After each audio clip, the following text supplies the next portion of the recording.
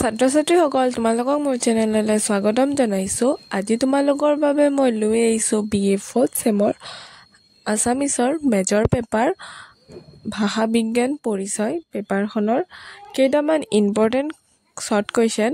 আহা আমি ভিডিঅ'টো আৰম্ভ কৰোঁ। 1 নম্বৰ প্ৰশ্নটো হৈছে অসমীয়া ব্যাকৰণ আৰু ভাষাতত্ত্ব শীৰ্ষক গ্ৰন্থখন কিমান চনত প্ৰকাশ পাইছিল? উত্তৰটো হ'ল 1859 চনত প্ৰকাশ পাইছিল।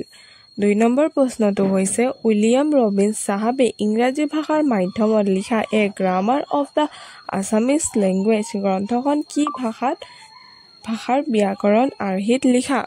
উত্তৰটো হ'ল উইলিয়াম ৰবিন্স চাহাবে ইংৰাজী ভাষাৰ মাধ্যমত লিখা a grammar of the Assamese language গ্ৰন্থখন অসমীয়া ভাষাৰ ব্যাকৰণৰ আৰ্হিত লিখা।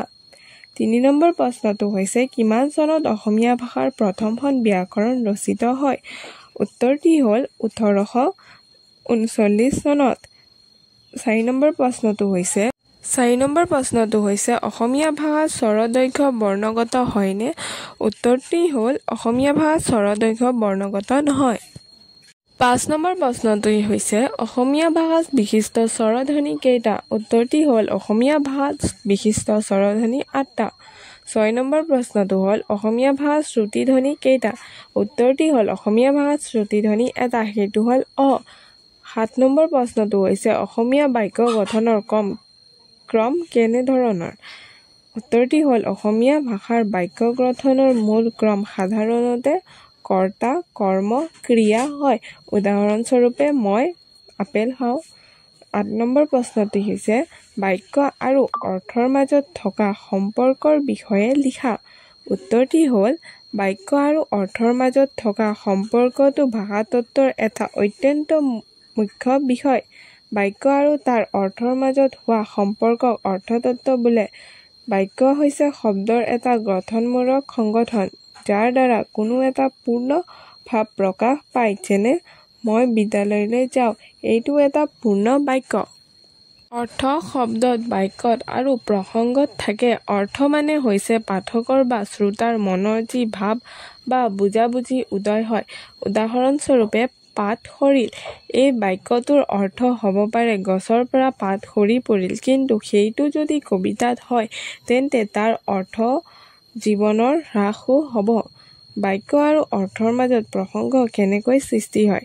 বাক্য গঠন অনুসৰি অৰ্থ, বাক্যত ব্যৱহাৰ হোৱা শব্দ অনুসৰি তাৰ ব্যাকৰণ স্থান অনুসৰি অৰ্থ গঠন হয়। যেনে তেওঁ গুৱাহাটীত থাকে, এইটো বাক্যৰ অৰ্থ হৈছে এজন ব্যক্তি গুৱাহাটী নামৰ ঠাইত বাস কৰে।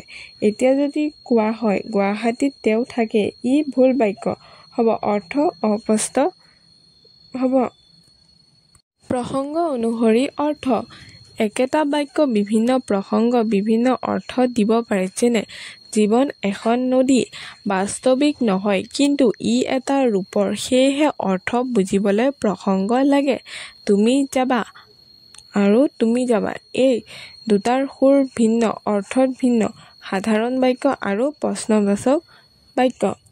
বাক্য হৈছে অৰ্থ প্ৰকাশৰ মাধ্যম। অৰ্থ হৈছে সেই চিন্তাধাৰা বা ভাৱ যিটো বাক্যৰ জৰিয়তে বুজা যায়। বাক্য আৰু অৰ্থৰ মাজত সম্পৰ্ক সংগঠিত, প্ৰসংগ নিৰ্ভৰ আৰু ব্যাকৰণ নিৰ্ভৰশীল। ধন্যবাদ।